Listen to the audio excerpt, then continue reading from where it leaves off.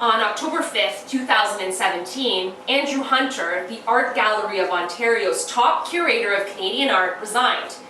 He explains that the reinstalling of the permanent collections of European and modern art lacks, and I quote, any deep engagement with Canada and more specifically its Indigenous communities, end quote. This lack of engagement, he argues, is a result of the elitist, colonial roots of public museums. Next. Now this image illustrates art that's displayed in the AGO's European collection. Next slide. These two images, which include Elvis One by Andy Warhol, which you can see on the left, and Picasso's La Soupe, which you can see on the right, are works of art from the AGO's permanent collection. As Hunter argues, these collections demonstrate the AGO's wavering in its commitment to make space for new voices, voices traditionally excluded from senior roles at public cultural institutions in Canada. Now, his resignation is an example of an emerging but critical debate within the Canadian art world over the question of representations of Indigenous art and indigeneity more generally within traditional institutions. Now, museums and heritage sites are places that are permeated with power and authority by the societies that build and authorize them. So a museum doesn't simply deal with objects, but more importantly, deals with notions of what the world is or what the world should be. The 18th century Industrial Revolution gave rise to the conditions that allowed for the creation of a new truth, formalized in the public museum. So almost immediately it became evident that the public museum didn't issue objective descriptions. Instead, they generated representations and attributed meanings based on ideas and systems of classifications that are historically and culturally specific. So a system of classification that's worth drawing your attention to is the construction of the concept the West. Now, Stuart Hall explains that the West is not a geographical concept. Instead, it is used to describe a particular type of society. So a Western society is characterized as a type of society that is developed, industrialized, urbanized, capitalist, secular, and modern. Hall notes that the West is also an idea or concept. The concept of the West can therefore be seen to function in a number of ways. So for example, in a visual and verbal culture, it allows for the creation of a standard model of comparison, allowing us to determine how certain societies differ or resemble one another. It also helps explain difference, clearing the way for crude distinctions based on oversimplified conceptions of difference. So this system of classification has led to negative implications for Indigenous peoples and their communities. So in places like the museum, culture is constructed and depends on techniques of interpretation. Now, throughout my research ventures, it immediately became evident that there are a number of techniques used by museums and art galleries to push a particular narrative. I have selected a few examples to share with you today. Next slide, please. Now, this image here is The Wisdom of the Universe by Christy Belcourt, a Canadian Indigenous artist, and it currently hangs on the wall of the AGO. As you can see, this beautiful piece of art is intentionally placed on the white wall of the gallery. Now, Brian Doherty terms this display strategy the white cube. He explains that the white cube is used to ensure the presupposed ideal environment for the presentation of artworks. So by eliminating this awareness of the outside world, the white cube dismisses claims to the history and heritage embodied in works of art. These specific purposes reflect a Eurocentric narrative that intentionally works to eliminate the realities of the outside world. So these notions of reconciliation and unity therefore can't really be realized until visitors really recognize and acknowledge the ideological forms of the gallery space. So Christie's particular message discusses the ecological concerns that inspire her work. So she explains globally we live in a time of great upheaval. The state of the world is in complete crisis. We are witness to the unbearable suffering of species, including humans, but unfortunately much of this we do ourselves. But we're part of a whole. The animals, the plants, the lands, the waters, they're our relatives. And each single living organism has a right to exist. But when we see ourselves separate from each other and we think of other species like the waters and the planet as objects that can be owned, dominated, subjugated, we lose this connection with our humanity and we create this imbalance on the earth. This is what we're witnessing around us. This is what she's attempting to demonstrate in this painting that she's created. But the white cube essentially silences this narrative.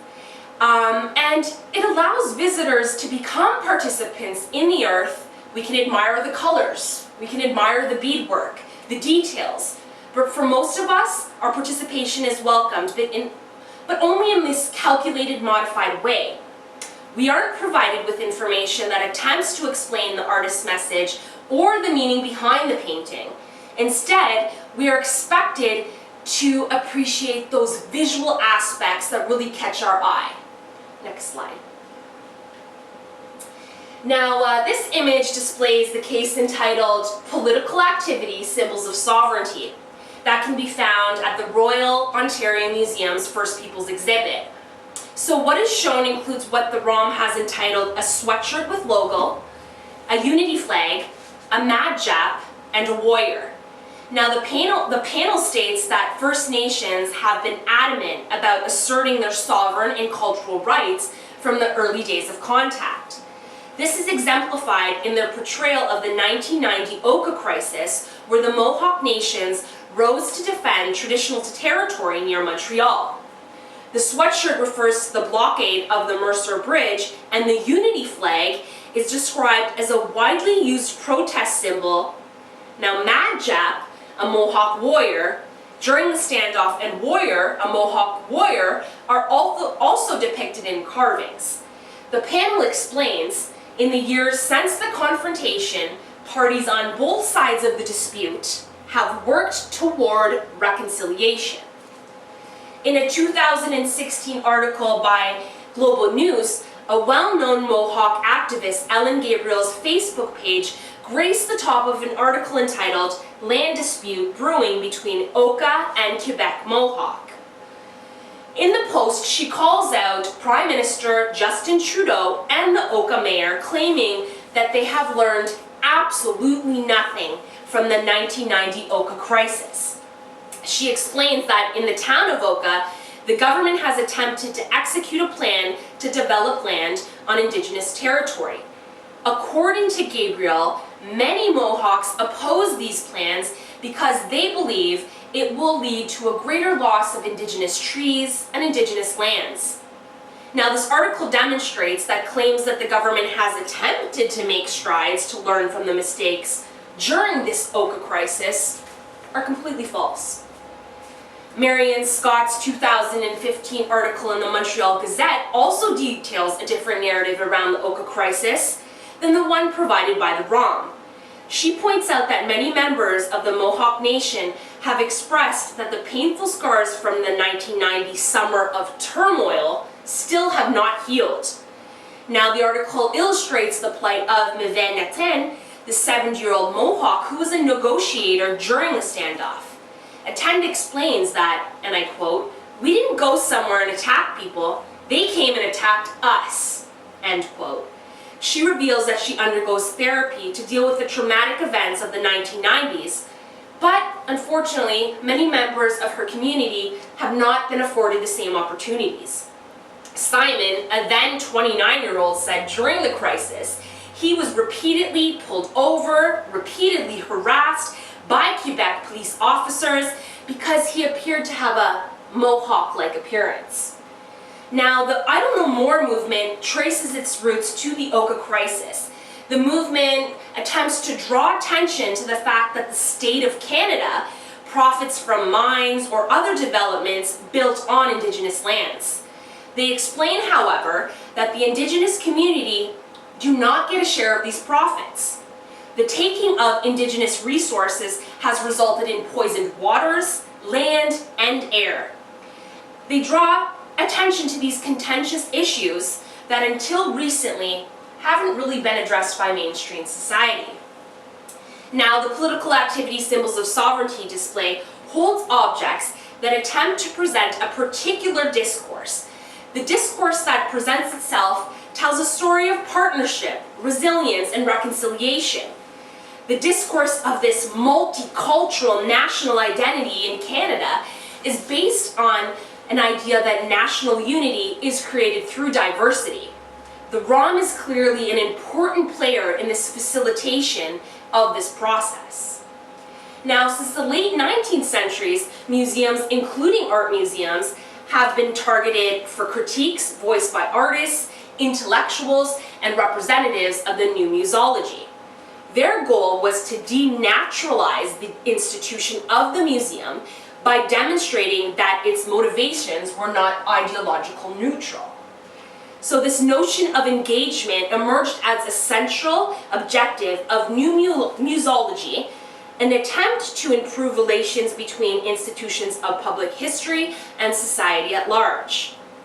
The new museology encourages active participation in museum discourse and presents itself as an appropriate site to redress social inequalities. Next slide, please. Now, the ROM continuously seeks to satisfy the champions of new museology. I had the opportunity to visit the ROM on the evening of June 16th, 2017 for the ROM Friday Night Live event, Indigenous Now, in honor of Aboriginal Heritage Month. This event exemplifies a growing trend in museums which seek to make the museum a more socially responsive cultural institution. Next pic, please. On the ROM's Facebook page, the Indigenous Now event was advertised as Party Nightlife and provides a picture of young adults smiling, partying, and enjoying a one-of-a-kind, memorable experience. This attempt to engage younger people is a strategy that is used to secure new members and new donors and to balance the aging population of existing members and donors. These engagements entice members of the population by offering drinks, party foods, alcoholic beverages, and musical performances. Next pic, please. Here we see the actual party or nightclub atmosphere that took over the ROM for Indigenous Now. I know it's a little bit difficult to see, but multicolor strobe flashlights flashed across this makeshift dance floor, and selfies that were taken in the space in front of the First Peoples exhibit flashed across the screen that can be seen at the top left-hand corner. Next to each selfie displayed on the screen is a hashtag that reads FNLROM. This hashtag encourages its visitors to upload images to various social media platforms to demonstrate the work that they're carrying out under this new cultural platform. Next image, please. This image shows one of the many performances that were carried out by Indigenous performers at the Friday Night Live event. In this particular image, and again, my apologies, I know it's a little bit difficult to see, but there's an Indigenous disc jockey and he can be seen playing various popular mainstream hits. Other performances by Indigenous comedians, musicians, bands, throat singers also filled rooms throughout the ROM. Next. Now this image was placed in front of a particular vendor that was offering varied adaptations of Indigenous dishes, including ostrich sliders, elk jalapeno sliders, beet burgers, and venison chili nachos. Events such as the one held at the ROM allows for a fusion of elements from popular and elite culture in order to market stylized cultural experiences. But offering adaptations of Indigenous dishes is extremely problematic because it is a form of cultural appropriation.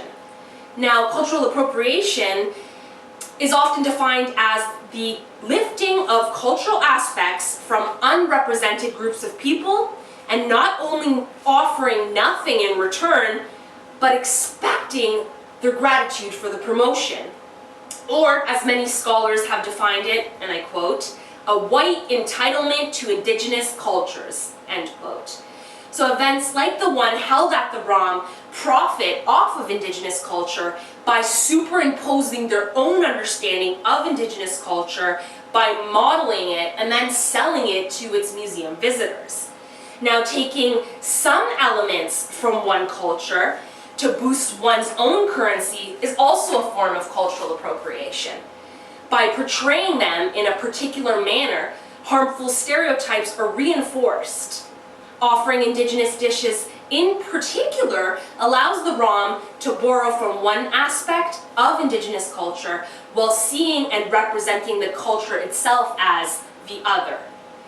Now, although the ROM's Friday Night Live event was successful in promoting civil engagement in a cultural institution, it neglected to meet the demands of Indigenous peoples for engagement, reconciliation, self-determination, and representation. It's important to understand that engagement is oftentimes an unexamined term, which is underpinned by particular ways of knowing. Therefore, with museums, engagement does not refer to meaningful contact,